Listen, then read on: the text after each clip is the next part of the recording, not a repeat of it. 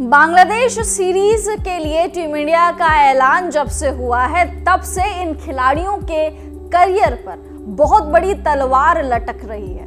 इन खिलाड़ियों का करियर समाप्त भी हो सकता है, ऐसा भी हो सकता है कि इनको संन्यास लेना पड़ जाए। तो कौन है वो खिलाड़ी जिनका करियर समाप्त हो सकता है अगर उन्होंने कुछ यूनिक, कुछ नया नहीं करा तो संकट में है उनका करियर। तो चलिए आपको बताते हैं इस वीडियो में, लेकिन उससे पहले आप सभी लोगों का बहुत बहुत स्वागत है न्यूज नेशन स्पोर्ट्स में। मैं हूं आपके साथ श्रद्धा पांडे।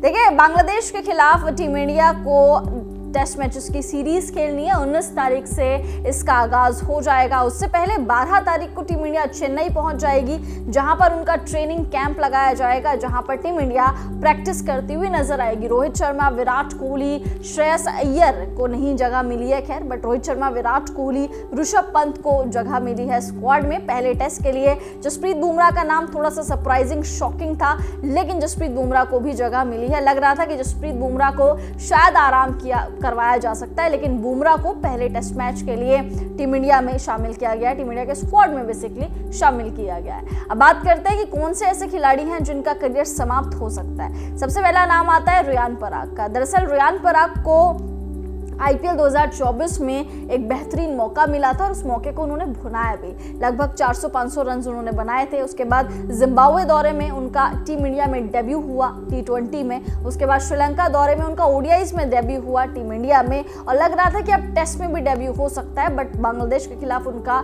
नाम नहीं दिखा। इट मीन्स टीम इंडिया उनसे कहीं ना कहीं आगे की अभी सोच रही है। दूसरा नाम आता है कि श्रेयस अय्यर का।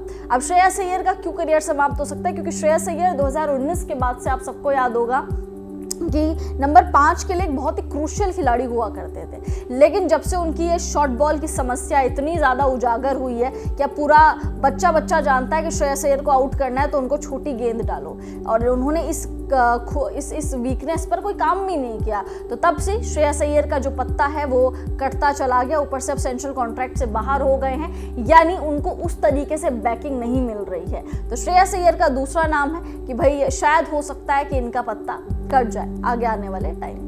तीसरा नाम है ईशान किशन। ईशान किशन को भी सेंट्रल कॉन्ट्रैक्ट से बीसीसीआई ने दखलंदाज कर दिया था, और उस तब से ही ईशान किशन उस तरीके से प्रदर्शन नहीं कर पाया।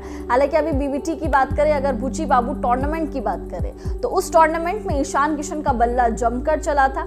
उन्होंने शतकीय पारी खेली थी, मध्य प्रदेश के खिलाफ उन्होंने शतक लगाया था, बट दूसरे मैच हैदराबाद के खिलाफ थोड़े से फीके साबित हुए थे। फिर दलीप ट्रॉफी में उनको चोट की समस्या आ गई थी, और अब बांग्लादेश सीरीज से उनका नाम गायब है पहले टेस्ट के लिए। तो ईशान किशन से ऊपर अब टीम इंडिया देख रही है, क्योंकि ऑलरेडी टीम इंडिया के पास विकेट कीपर्स भी हैं और ओपनर्स की भी भरमार है, इसीलिए ईशान किशन का पत्ता पूरी तरीके से कट सकता है। तो ये 3 खिलाड़ी हैं जिनका करियर ऑलमोस्ट समाप्त हो सकता है अगर इन्होंने कुछ एक्स्ट्राऑर्डिनरी नहीं करा।